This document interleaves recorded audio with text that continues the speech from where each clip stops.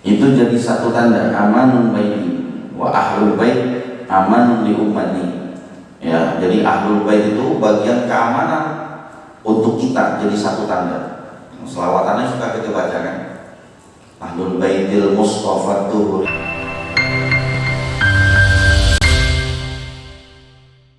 Bismillahirrahmanirrahim. Alhamdulillahirabbil alamin. Wa bihi nasta'in wa ala umuri dunya waddin. Salatu wassalamu ala sayyidina Muhammadin asyrafil anbiya wal mursalin wa ala alihi wa ashabihi wa azwajihi wa dzurriyyatihi wa ahli baitihi al-kiram amin ya rabbal alamin. Wa qala Syekh al-Mu'allif rahimahullahu ta'ala wa adaman naf'a bihi wa bi barakati 'ulumihi wa bikum bid-darain amin radhiyallahu ankum. Wal maqalatu rabi'ah, maqalah yang keempat, qala Nabi sallallahu alaihi wasallam, al-kawakibu amanun li ahli sama, fa idza stansarat kana al-qada'u ala ahli sama, wa ahlu baiti amanun li ummati, fa idza zala ahlu baiti kana al-qada'u ala ummati, wa ana amanun li ashabi, fa idza dhahabtu kana al-qada'u ala ashabi, wal jibalu amanun li ahli al-ardi, fa idza dhahabat kana al-qada'u ala ahli al-ardi. Wal maqalatu rabi'ah, maqalah yang keempat, qala Nabi sallallahu alaihi wasallam, telah bersabda Nabi kita Muhammad sallallahu alaihi wasallam, al-kawakibu amanun li ahli sama, kawakib bintang-bintang, amanun adalah satu tanda keamanan, li ahli sama bagi penduduk langit.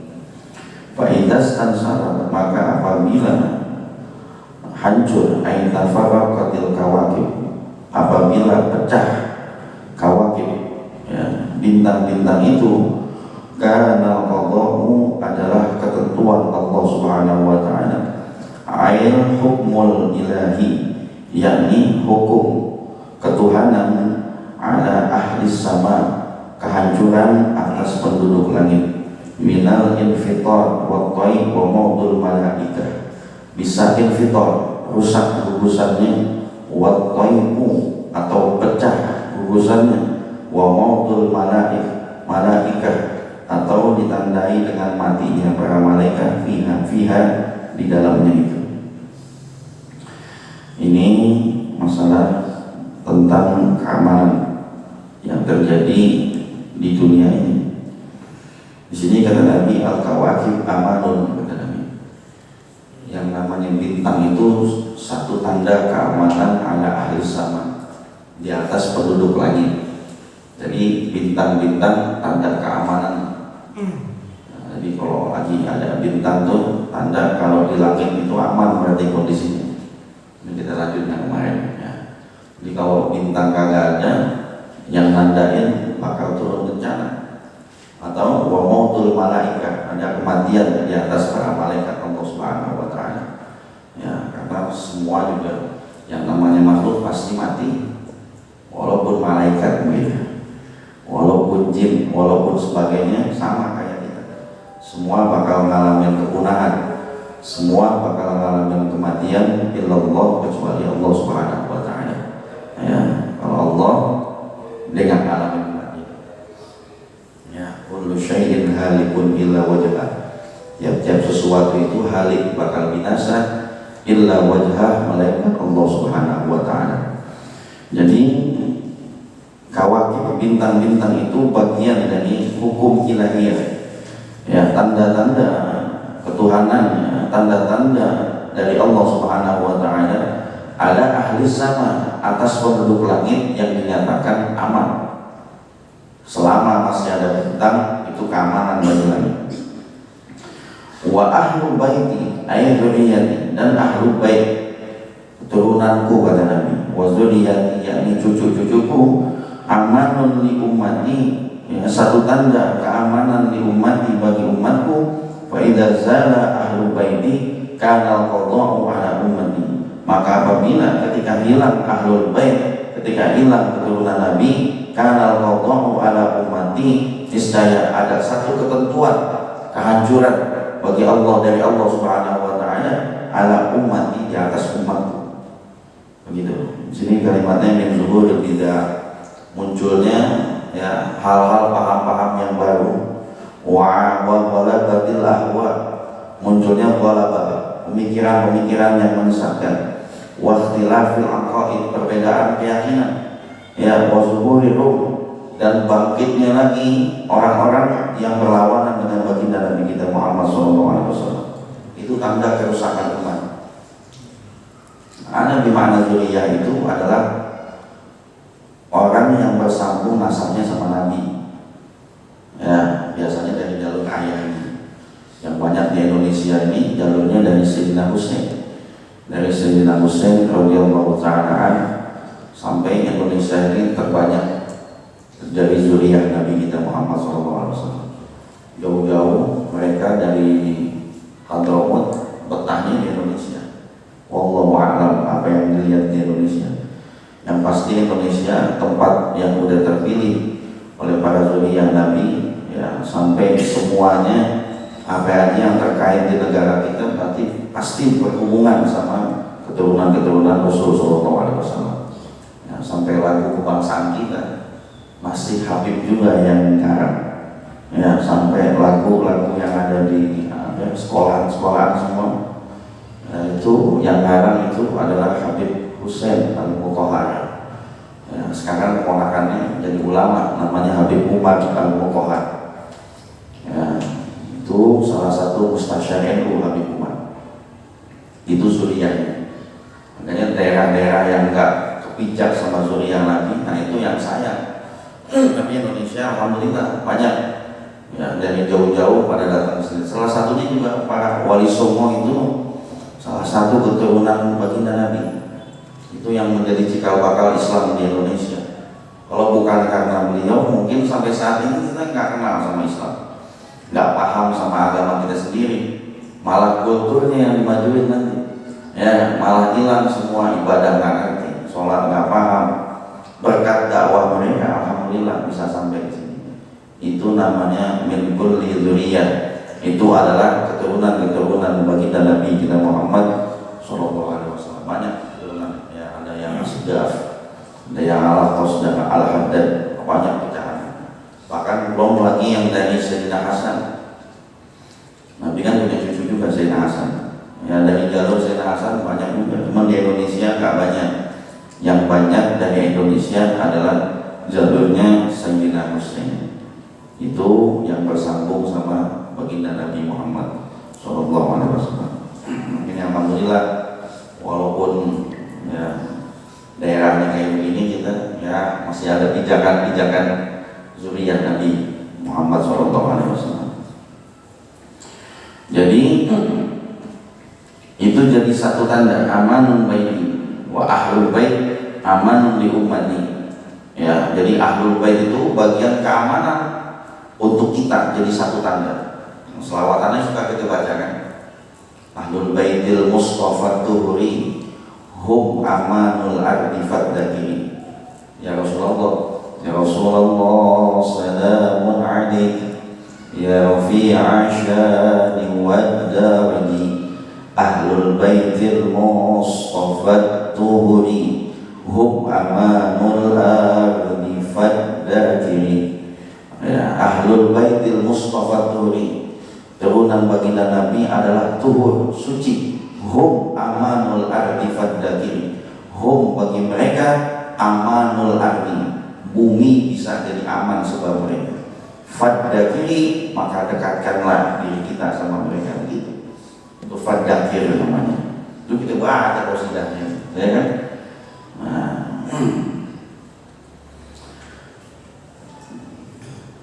wa ana, kata Nabi, dan saya amanun li ashabi, saya adalah satu tanda keamanan bagi sahabatku.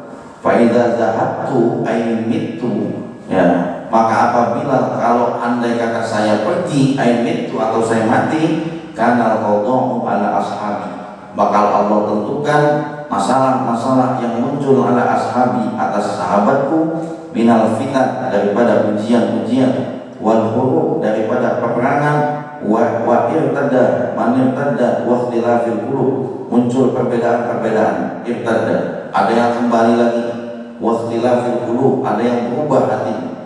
Ada banyak orang-orang yang ketika Nabi ada kuat iman, pas Nabi nggak ada balik lagi semua. Ya, ada yang ninggalin Madinah, salah satunya Bilal bin Rabah ninggalin Madinah. Karena Bilal bin Rabah itu nggak bisa kalau azan, ingat zaman Nabi dulu ada, kalau azan pingsan nggak kuatnya. Waktu dulu di Madinah Nabi masih ada, makanya kalau ingat Madinah, ingat Nabi, dikeluar aja, ninggalin kota Madinah. Baru ninggalin kota Madinah berapa bulan, diimpin sama Rasulullah. Bilal, kira udah mati saya ditinggalin, gitu kata Nabi. Dulu mata waktu masih hidup nempel, jangan udah kagak ada, tinggalin. Ya, kenapa ente tinggalin kota Madinah? Di dalam impian sudah Bilal datang. Karena nggak kuatnya. Apapun yang pernah berhubungan sama Nabi, dia jadi ingat lagi masa lalu. Begitu kata Rasulullah. Kalau ente cinta sama anak, ente balik lagi ke Madinah, balik lagi akhirnya ke Madinah. Waktu balik lagi ke Madinah, ketemu sama Sayyidina Hasan, Sayyidina Husain, cucu Nabi. Pas jumpa sama Sayyidina Hasan, Sayyidina Husain malu dia. Malunya karena sempat tinggalin kota Madinah. Waktu jumpa, Sayyidina Husain minta, ya, ini karena kita kalau mau ingat cerita tentang Nabi, ya, coba tolong ana minta tolong. Antum azan lagi dari sekarang begitu. Pas masuk waktu suruh azan, saya bilang.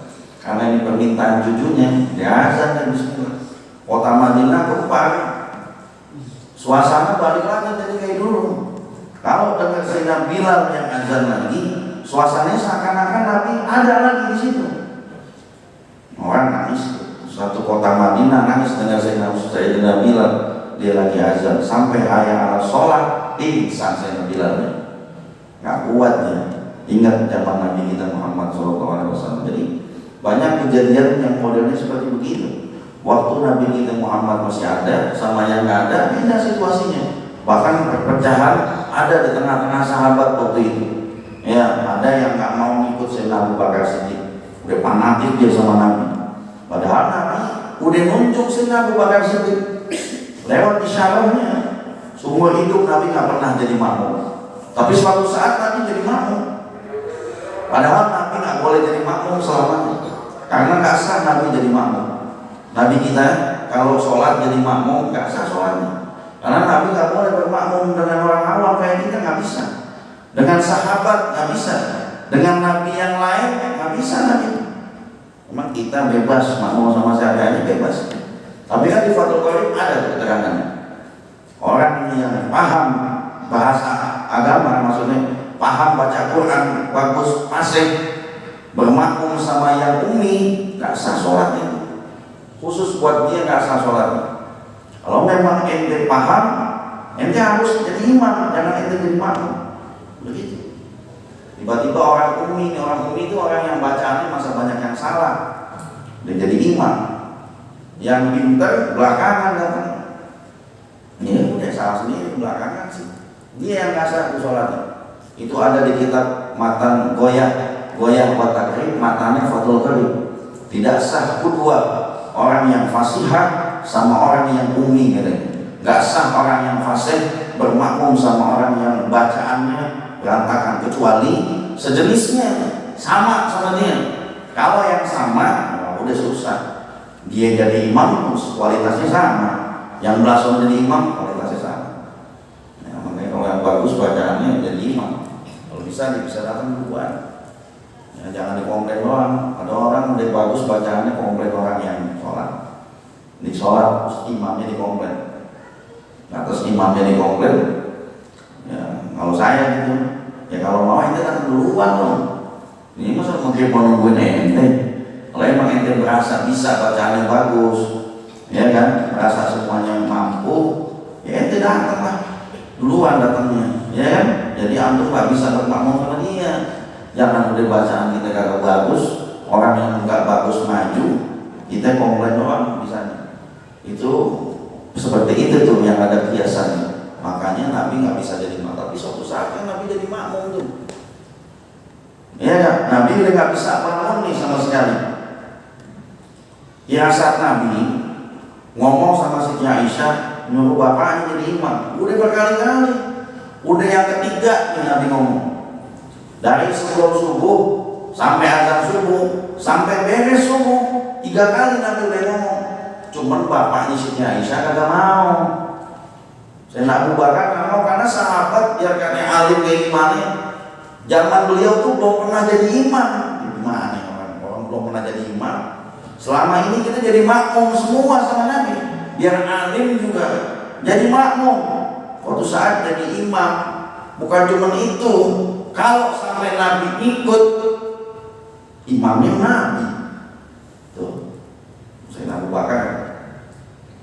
Kata Nabi ini udah mau siang. Kalau ini nggak sholat nanti orang pada kagak sholat ini. Ya udah deh. Sayyidina Abu Bakar maju di tempat imam takbir, kan takbir Sayyidina Abu Bakar kedengeran masuk ke rumah kamarnya Nabi kan sama Masjid Nabawi nggak ini cuma pakai hordeng begini aja, tutupan kagak pakai pintu, masuk suaranya di situ. Takbirnya Sayyidina Abu Bakar, Allahu Akbar. Takbir Sayyidina Abu Bakar kedengeran masuk nama Nabi. Pas takbir Nabi langsung seger. Separuh kesehatannya balik. Padahal tadi total nggak bisa bangun, tapi pas takbirnya Sayyidina Abu Bakar bangun. Itu namanya tanda. Tanda kalau setelah Nabi nggak ada, yang gantiin itu Sayyidina Abu Bakar. Itu namanya tanda itu. Ya kan? Ujungnya diminta digotong masuk ke dalam berjamaah. Nabi lebih kuat digotong berjamaah. Karena tahu nih sahabat ada Nabi di belakangnya, maka sahabat mundur ke belakang, berikut Sayyidina Abu Bakar mundur. Ujungnya yang lain pada bermakmum sama Nabi. Kata saya bilang Nabi nggak bisa jadi makmum. Ya, karena ada Nabi, Sayyidina Abu Bakar mundur. Lantas Nabi jadi imam waktu itu. Bisa Nabi jadi imam. Itu terakhir, habis itu ya nggak lama lagi Rasulullah meninggal. Jadi isyarat aja. Isyarat kalau setelah Nabi nggak ada, yang gantiin adalah Sayyidina Abu Bakar Siddiq radhiyallahu ta'ala gitu. Ya, jadi kalau lihat Nabi dia mundur karena tahu memang hukumnya nggak sah. Tapi kalau buat yang lain nggak bisa.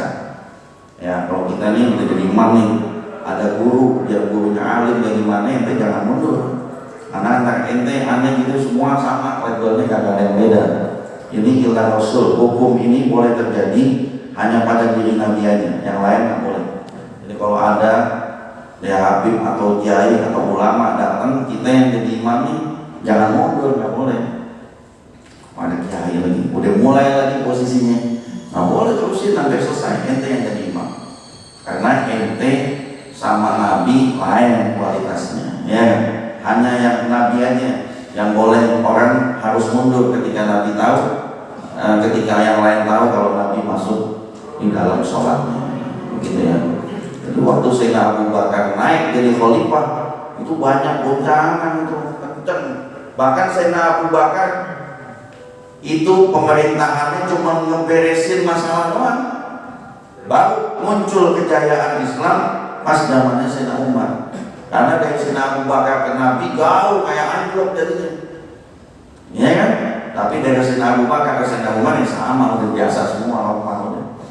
Itu jadi orang keimanannya ada yang kayak begitu, ada yang balik lagi jadi kafir, ada yang balik lagi nggak beriman lagi sama Allah karena dia ngelihat sosok yang udah meninggal dunia, ya udah tinggalin. Banyak di antara orang yang modelnya seperti kayak gitu. Ya makanya Nabi dikatakan dalam ayat Al-Quran, innaka mayyitun wa innahum mayyitun, sesungguhnya engkau bakal menjadi mayit ya Muhammad, wa innahum mayyitun, dan semua pasti bakal menjadi mayit. Makanya Nabi pasti mati. Ya. Kan Sayyidina Umar nggak percaya kalau Nabi mati. Nggak ada, Nabi nggak bakal mati selamanya begitu. Makanya Nabi meninggalnya Senin, dimakaminnya Rebo. Karena Sayyidina Umar nggak mau nguburin Nabi. Diyakini bahwa Nabi itu nggak mati tapi tidur. Diyakini kalau Nabi itu pingsan. Setelah dibacakan ayat yang tadi saya baca, baru percaya kalau Nabi itu bakal meninggal dunia, karena itu sunatullah, ya. Jadi itu amanun li ashabi, saya bagian keamanan untuk sahabatku. Wa idza dhahabtu itu, ketika saya pergi atau saya meninggal dunia, kana qada'u ala ashabi, yakni bakal muncul ujian yang datang kepada umatku, ala ashabi, di atas sahabatku, minal fitan wal hurub wartadda man irtadda wa ikhtilaful qulub. Macam-macam ujiannya, ada cobaan, ada peperangan, irtadda man irtadda, orang yang keluar dari Islam, keluar lagi, masuk lagi, keluar lagi, wa ikhtilaful qulub, ada perbedaan dalam hati mereka, saling curiga satu sama yang lain. Itu ketika Nabi nggak ada kayak begitu, ya. Wal jibalu amanun li ahlil ardi, jibal, gunung itu amanun li ahlil ardi, tanda keamanan bagi penduduk bumi. Ya, bumi ini kita bisa aman karena ada gunung itu yang jadi pasar. Dalam ayat Al-Quran, wal jibala autada wa khalaqnakum azwaja. Wal jibala autada, jibal, gunung yang Allah ciptakan sebagai autad, pakunya bisa jadi tanda keamanan bumi, karena itu gunung masih aman. Ini gunungnya pada batu nih sekarang nih, ya kan? Ini kalau gunung dia begini sifatnya, ini bumi nggak aman nih.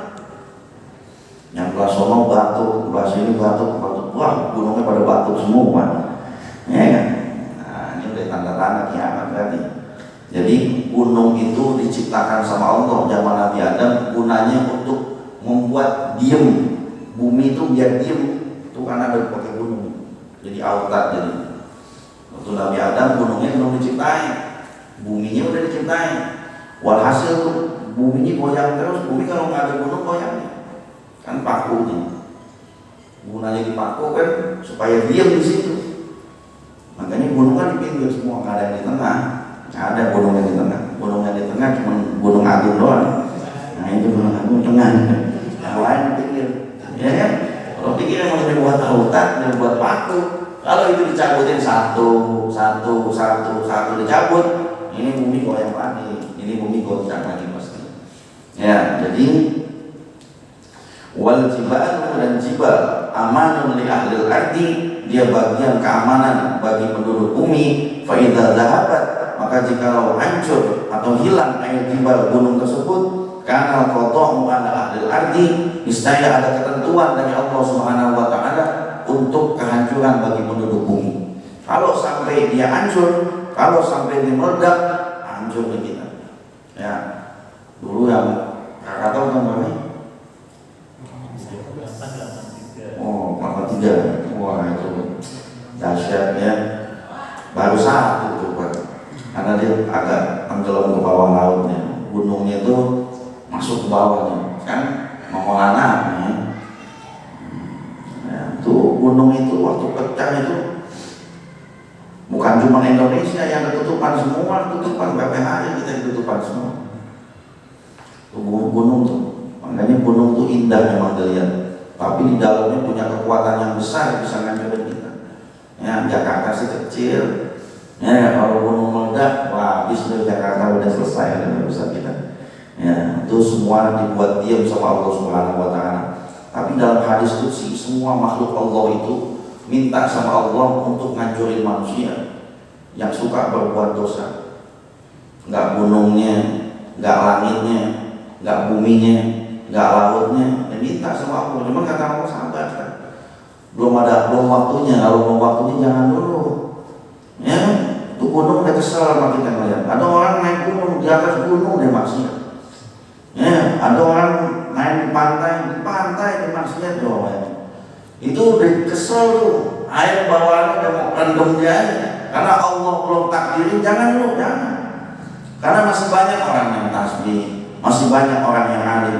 Ternyata semua elemen yang ada di bumi ini Allah kasih mandat sama ulama kita, bisa ditundukin sama ulama. Ada ulama-ulama yang bisa nundukin itu. Ya sekarang ulama ini udah nggak ada yang begitu. Ulama-ulama yang bisa Allah kasih ini alam tunduk sama dia, nggak ada ulama. Ya sekarang sih ulamanya yang udah kagak direken lagi. Makanya mautul alim, matinya orang alim itu mautul alam, matinya alam. Alam yang mati. Kalau orang alim yang mati, kenapa? Kayak anak kehilangan bapaknya jadinya. Hilang, komandonya kagak ada. Kalau ulamanya hilang, selesai. Karena ulama kan nggak kayak kita doanya, ya kan? Kalau kita kan isinya urusan kita semua. Ini coba ente doa, isinya buat ente, buat anak, buat bini, ya kan? Biar jadinya bang. Kalau ulama buat Jakarta, buat Indonesia, buat sekitarnya, itu nih yang doanya. Beda sama doanya kita yang isinya urusan kita. Maka ketika ulamanya nggak ada, siapa yang mau doain negaranya? Siapa yang mau doain daerah kita?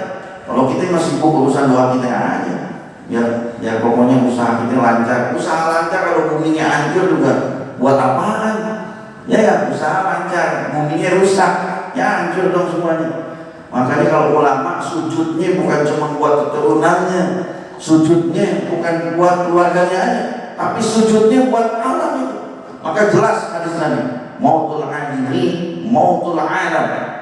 Matinya orang alim, matinya alam semesta. Karena alam semesta gak tunduk sama yang lain. Kalau ulama kan hujan aja tunduk sama ulama. Ya, ini hujan. Kalau ulama yang doain berhenti hujannya. Coba ente, petir. Hujan kagak, petir samperin. Dia gak tunduk karena sama ente. Kenapa? Emang Allah gak perintah suruh tunduk sama ente. Tapi ulama juga sebagai pakunya bumi. Ya kan, bukan cuma gunung yang jadi paku bumi, tapi ulama itu sendiri juga jadi paku bumi. Karena ulama doanya mujmal alaih, doanya itu mujmal secara keseluruhan buat siapa aja, minal muslimin wal muslimat wal mu'minin wal mu'minat, gitu ya. Makanya waktu malaikat Jibril turun ke dunia, ketika diperintah sama Allah untuk ngancurin satu tempat, malaikat Jibril balik lagi karena ada ulama yang lagi berdoa. Apa katanya? Kalau ulama itu cuma buat dirinya doang doanya, empas aja udah sekalian.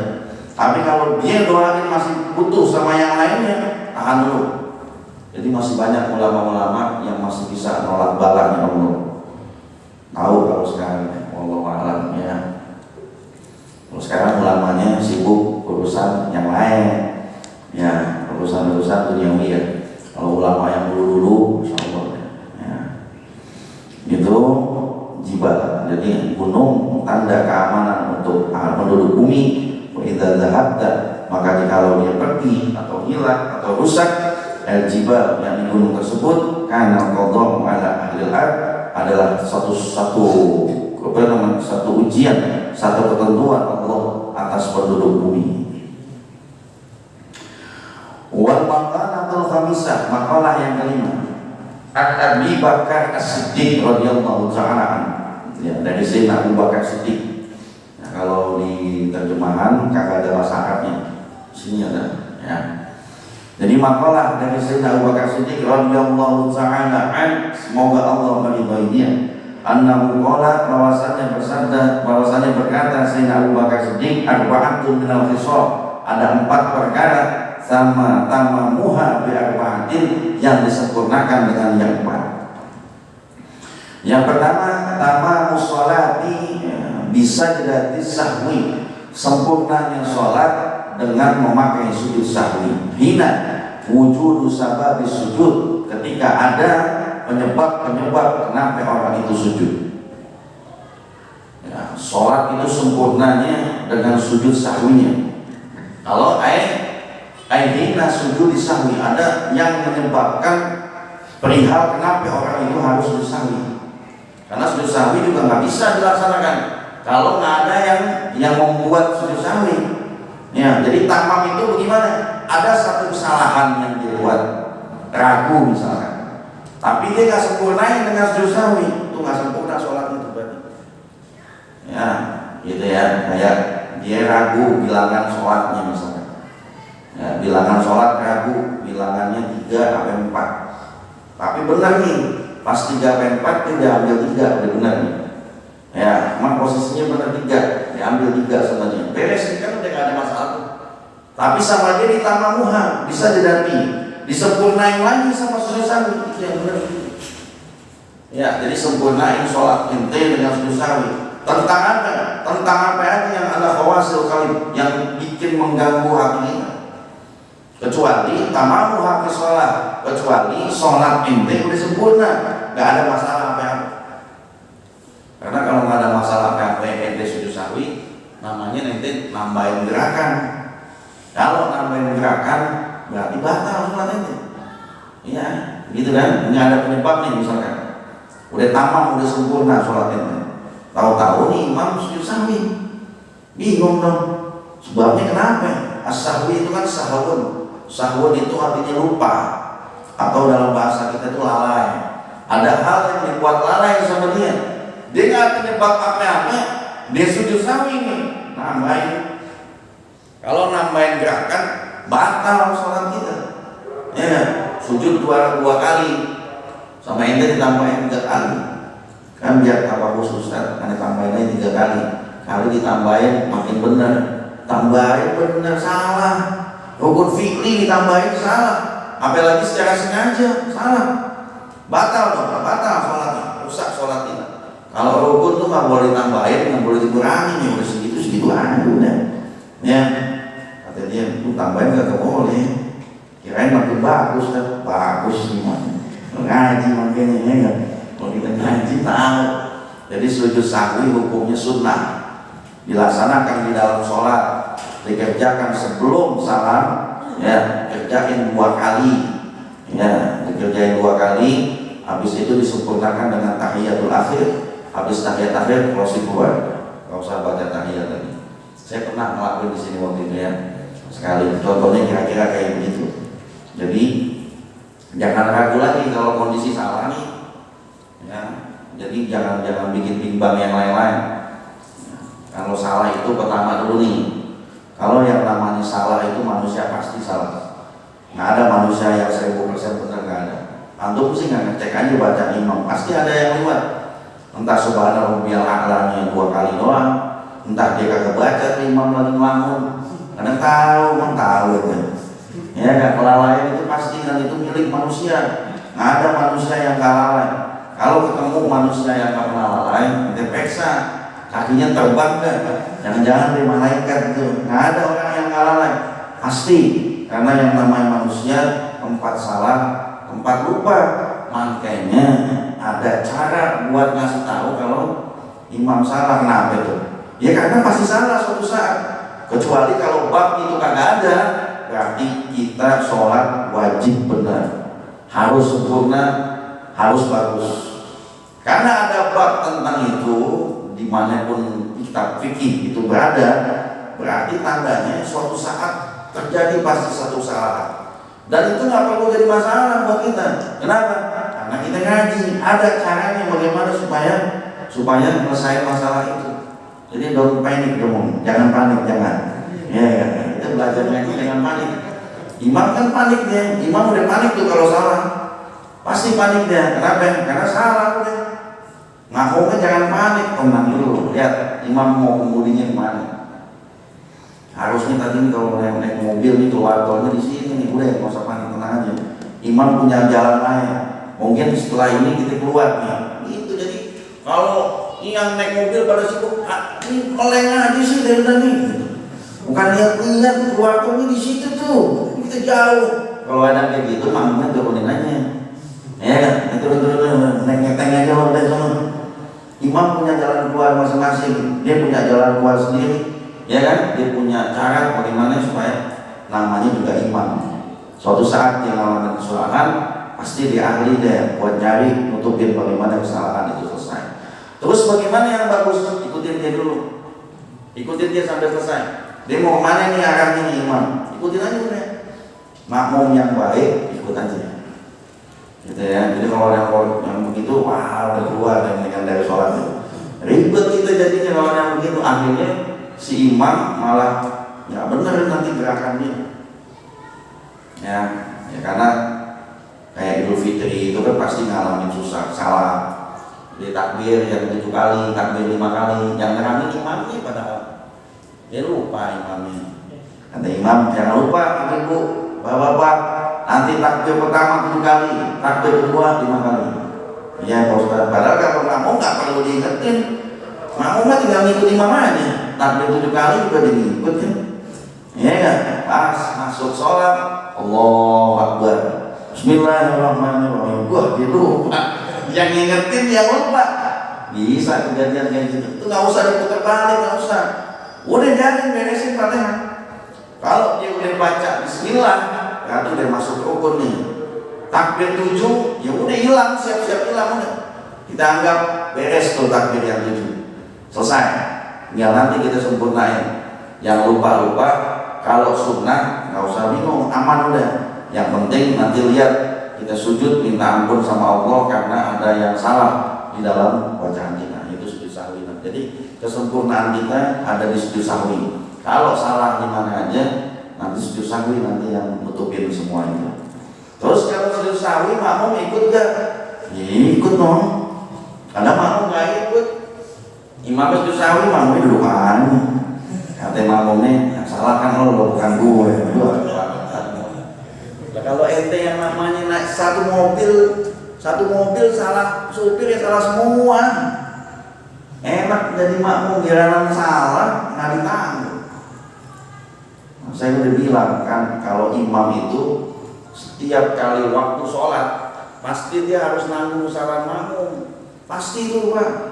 Padahal imam salahnya nggak tiap hari, tapi makmum salahnya tiap waktu Pak. Yakin saya 1000% nih saya bisa jamin nih. Jamin nggak kira-kira? Setiap nanti sholat isya nanti, nih ntar sholat isya kita mulai. Itu deh pasti imamnya nanggung itu. Sekian banyak orang sholat di sini, nggak mungkin Fatihahnya benar semua. Benar nggak kira-kira? Semasjid 100 orang, apalagi Jumat bisa 200 orang. Yakin nggak 200-200 benar? Tiap waktu tuh imam harus nanggung kesalahan dari makmum. Ya kan mutang imam berarti jauh nyempurnain. Makmum salahnya tiap waktu, imam salahnya cuma sebulan sekali. Itu juga nggak sebulan sekali, setahun sekali dia salahnya. Habis salah ditinggalin. Pas ngomong sepi, kagak ada mau ikut, itu salah mulu dah. Imam salah itu manusiawi. Ya, makmum salah tiap hari, tiap waktu kita salah, tapi imam nggak pernah mundur buat nanggung semua Fatihah kita. Jadi yang baik gimana? Ikutin aja imam. Bagaimana nanti urusannya, ikutin imam. Kalau memang ada tanda kesalahan nanti selanjutnya, tinggal kita ulang sholatnya, gampang.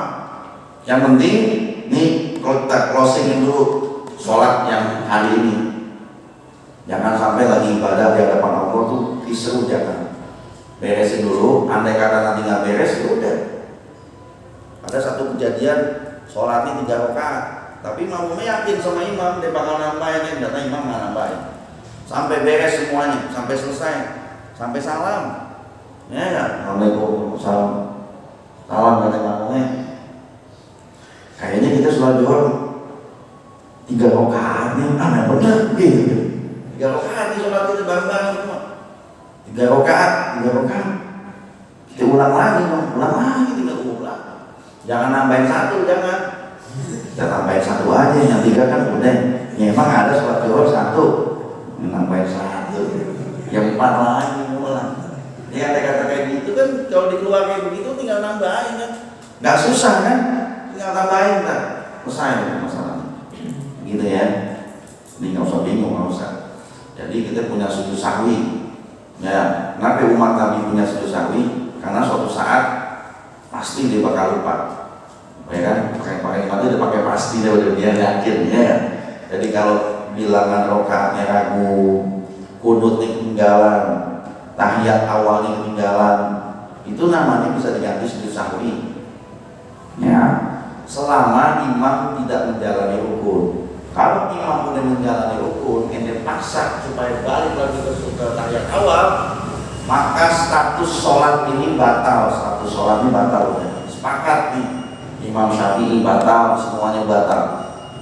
Kalau imam dipaksa untuk kembali lagi ke sunnah, tapi kalau imamnya belum lempeng dirinya, kalau dipaksa dirinya dia belum lempeng dirinya, ya dia bisa balik dulu. Tapi kalau di diri udah lempeng, udah baca Fatihah, tapi makmum tetap maksa nungguin di tahiyat awal, akhirnya imam balik lagi nih tahiyat awal, batal, rusak sholat kita semua.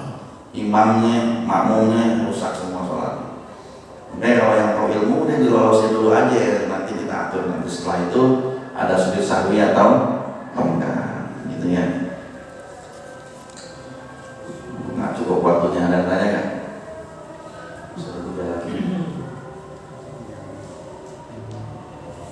Nggak ada tanya. Jadi sujud sahwi dilaksanakan sebelum salam.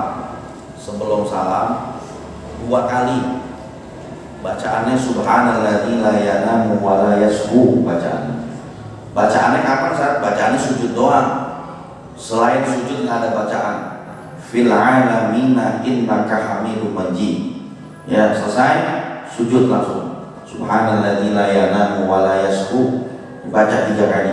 Beres dia duduk di antara 2 sujud iftiras. Nggak ada bacaan iftiras. Hanya iftirasnya aja. Pakai tumanina.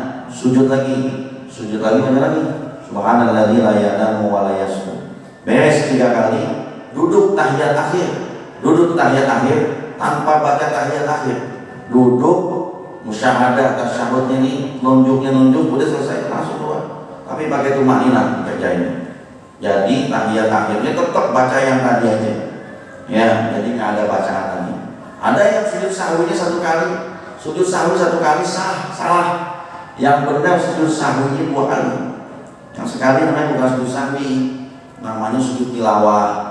Sujud tilawah itu disebabkan oleh bacaan ayat Al-Quran yang menuntut kita sujud. Itu lain lagi. Ada 15 ayat dalam Al-Quran yang supaya kita bisa sujud. Makanya kita kan jarang baca yang itu. Kita kan bacanya gacoan mulu. Ya kan, gacoan. Ya kan bacanya. Amin. Juz amma mah kagak ada sujud sahwi. Adanya di surat Al-Alaq. Kalau ente baca Al-Alaq, kalau kagak Iqra gimana tuh? Iqra kan Al-Alaq itu. Kalau baca, kalau kagak baca Al-Alaq nggak ada. Kalau masih bacanya kuliah, kuliah lah itu kagak main udah.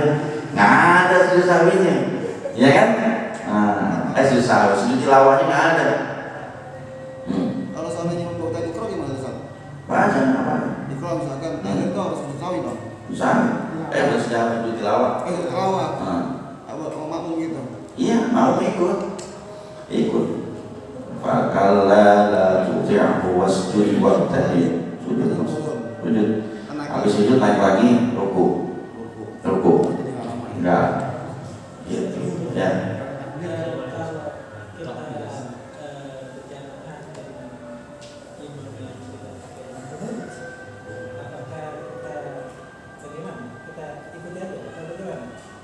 Kalau Imam Syafi'i kan pakai kunut kan? Ya. Kalau imam dengan yang nggak pakai kunut, ya kita ngikut imam kan? Karena ngikut imam hukumnya wajib kedua sama imam. Jadi kalau emang antum tadi nggak mau ngikut sama imam, melihat imam nggak kunut dari awal kita nggak ikut.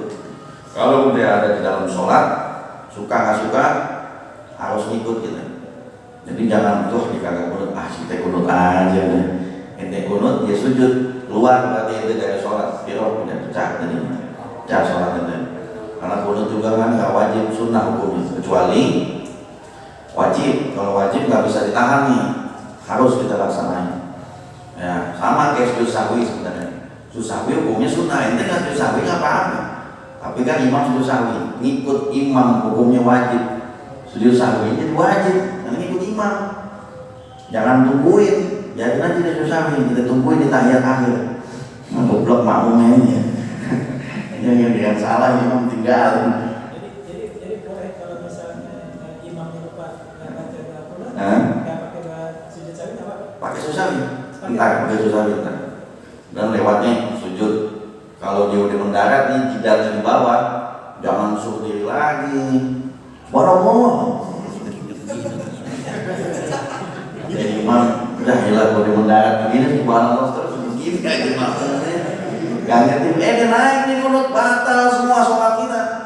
Kalau andai kata imam naik lagi nih bener, oh iya kunut ya dia naik di kunut ya Allahumma hadina biman batal kita semua sholatnya karena imam udah ngalahin sunnah ngalahin yang rukunnya, menangin yang sunnah ngalahin yang rukun, udah rusak sholat kita. Dalam hal yang membatalkan sholat salah satunya adalah kalau ente nggak tahu yang mana yang wajib, yang mana yang sunnah. Personal kita nantinya kudu tahu. Biar tahu kita yang wajib yang mana. Di sholat nih kita semua wajib nih.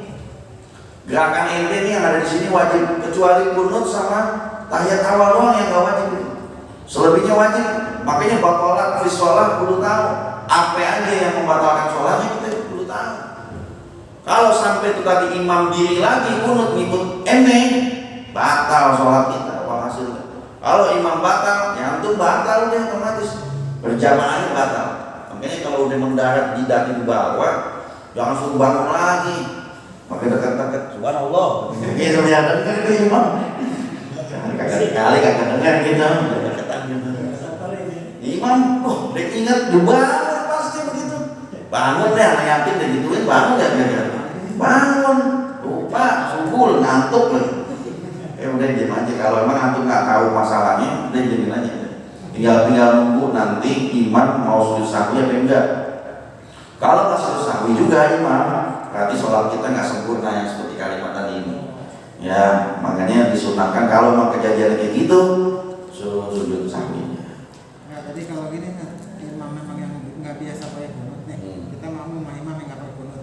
Selesai, kalau kita biasa pakai kunut kita sujud sahwi lagi apa nggak usah? Nggak usah, ikut dia. Nggak usah. Kita paham. Yang tilawah tadi, misalnya setelah baca wajib Al-Karim, pakai kode Allahu Akbar apa langsung sujud aja? Takbir pakai takbir.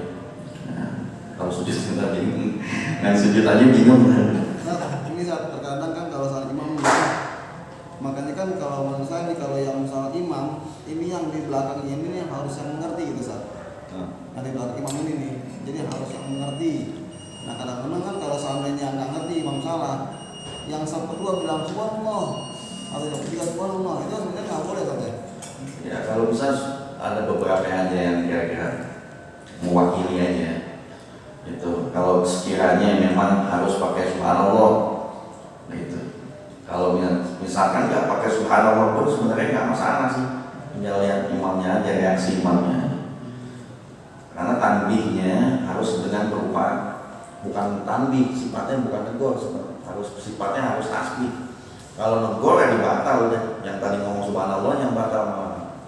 Subhanallah maksudnya ente salah. Cuman kalimatnya subhanallah. Cuman maksudnya salah ente. Batal langsung. Subhanallah gitu kan. Pertamanya pelan subhanallah, enggak dengar juga subhanallah. Boleh. Itu sebenarnya maknanya tanbihnya peringatan ke dia itu ke imam. Harusnya sekedar tasbih aja. Kenapa kalimat subhanallah dibolehin? Karena subhanallah itu salah satu bacaan sholat. Itu masalahnya. Mungkin kalau ada bacaan yang lain yang boleh dipakai, kita ganti dengan subhanallah bisa. Cuma subhanallah yang diperintah di dalam syariat kita. Karena subhanallah itu salah satu bacaan tasbih yang ada di sholat. Dan niat juga perlu tasbih. Mana ada tasbih yang kenceng? Subhanallah itu bukan tasbih, ngasih tahu namanya. Kalau ngasih tahu, batal sholatnya. Ntar kita baca di Fathul Muin ya pagi. Wallahu a'lam bishawab.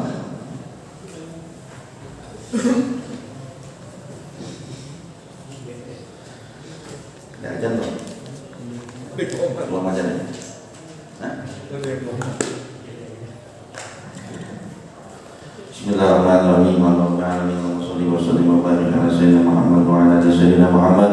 Bifanfa'na bi barakatihi wa ala muslimin bi hurmatihi wa amitna bi tarakatihi wa mu'afa min al-bidah. Sallallahu alaihi wasallam Muhammad wa ala alihi wa sahbihi wasallam. Alhamdulillahirabbil alamin.